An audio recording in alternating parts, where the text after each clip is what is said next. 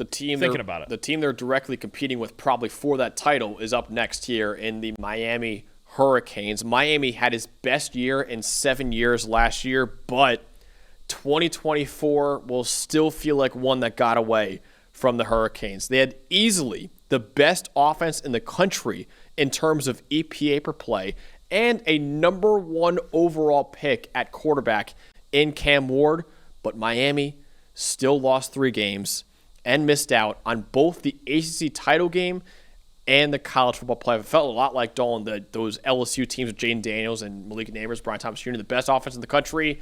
Got let down by the defense, though, because Miami was 67th in coverage grade last year. In some of their bigger games, they really struggled even more than that, too.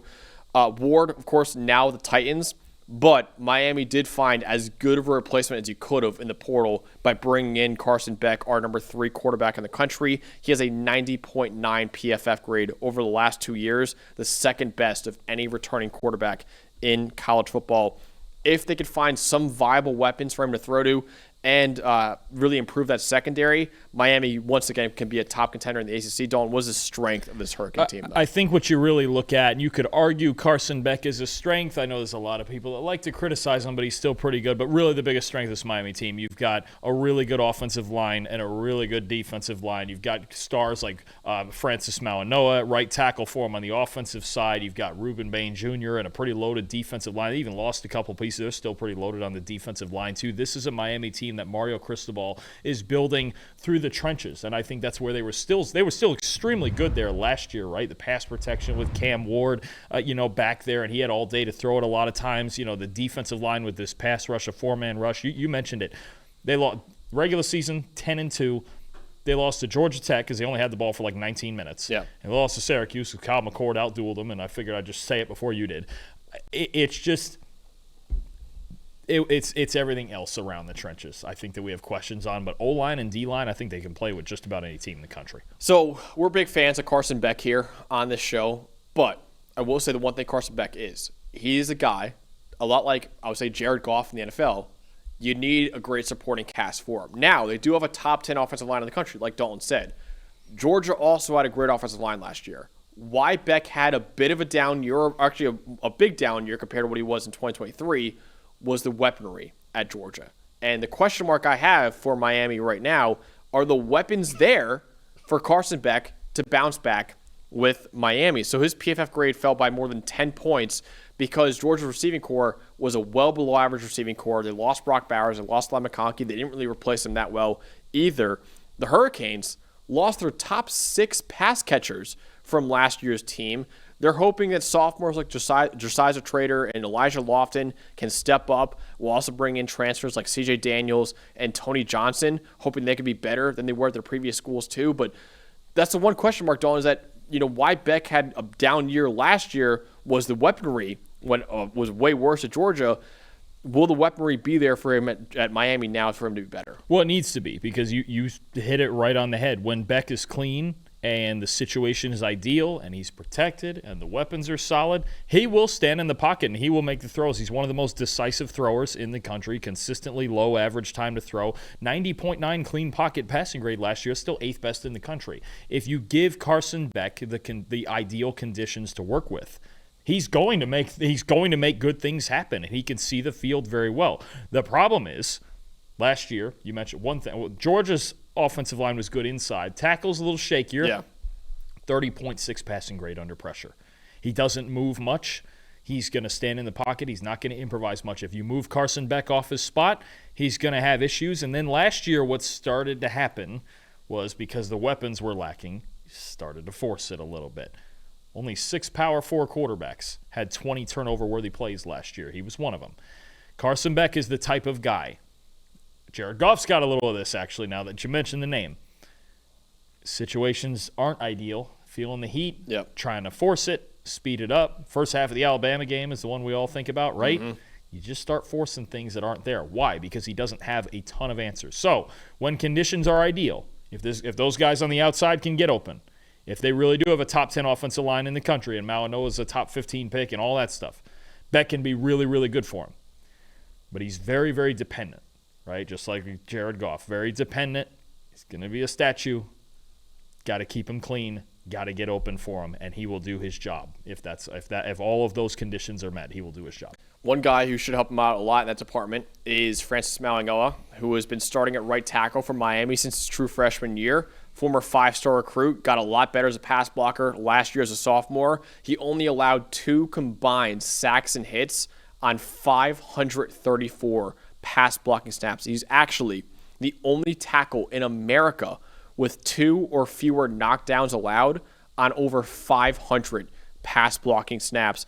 Also has a 71.4 run blocking grade over the last 2 years. That's tied for 4th among all ACC tackles.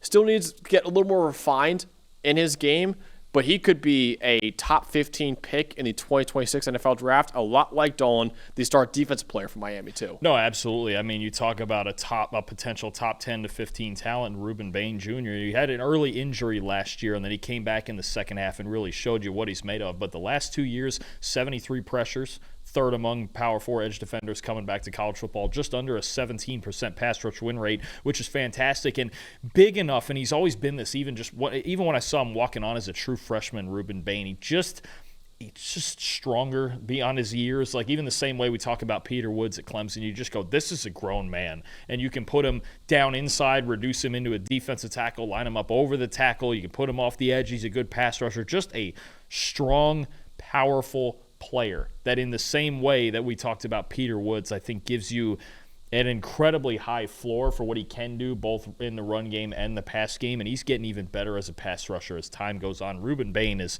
the guy to watch for Miami's defense and one of the prime guys to watch for next year's draft as well. He could be a top 10 to 15 pick, I think, in the NFL draft. All right, Dalton, bottom line for Miami, is this a top contender to win the ACC?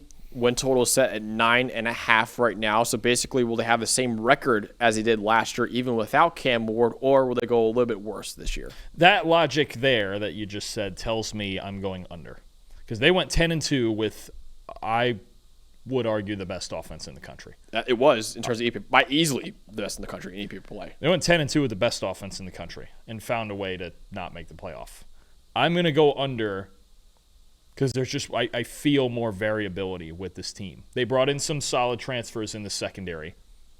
I won't say superstars by any means. Mm-hmm. They do avoid Clemson, which is big. Let's not forget either, and I like Mark Fletcher, but let's not forget either, they lost Damian Martinez too. And Martinez, what he did in a run scheme that's not particularly complicated. Look, we're going to find out. Hey, you want to find out about Carson Beck? Week 1, you got Notre Dame's secondary coming to town. You got Leonard Moore and those guys locking those guys up man-to-man. You want to find out if guys are going to get open and he's going to force throws? That's where you're going to find it. Playing Notre Dame, you're playing the Gators, you're playing Louisville, at SMU. I'm gonna go under. I think the idea being that Carson Beck is not Cam Ward. And they're going to have to find ways, especially on defense, to win games other than just outscoring people every week. I'll go under. They are a contender. They're a contender to be in second place, but to call them out to win 10 games, the same if not more than last year, I think is a tough task. Yeah. Possible, sure. If Beck is 2023 Carson Beck, and he's in the same range as Cam Ward and the secondary is better, sure, it's possible. A lot of their tough games are at home, which is big. Like Florida. It's not the most dangerous home field. I know it's not, honest. But it's not. I know it's not, but it's not great. When they played Louisville, I think 2 years ago at home, and it looked like 2/3 of the place was red. Yeah, Louisville's at Miami this year. Florida's at Miami this year. Notre Dame's at Miami this year. I just think if you were gun to my head telling me, I think the bet I would say is they're more likely to win less games with Cam Ward gone. Even though I really like the fact that they added Carson Beck. Yeah, I'll go under too. It's tough. It's really tough because I think there's a chance they go 10-2, but I'll go under as a safe bet because I think they obviously downgraded that offense. I think they would at that point they'd have to either win week 1 or they got to beat the Gators. Listen, if they can find some weaponry though and keep Carson Beck upright, he could perform. Maybe not as well as Cam Ward, but he could be one of the top quarterbacks in the country. So I think it's possible they can go 10-2, but yes, it'll be tough for them next year to do that without Cam Ward and all their weapons they lost too. Hey, thanks for watching another episode of the PFF College Football Show. Please make sure you guys subscribe to the channel. Also, subscribe to PFF Plus at subscribe.pff.com for all of the same data and grades that we use in our show, plus fantasy tools, betting tools, and our mock draft simulator.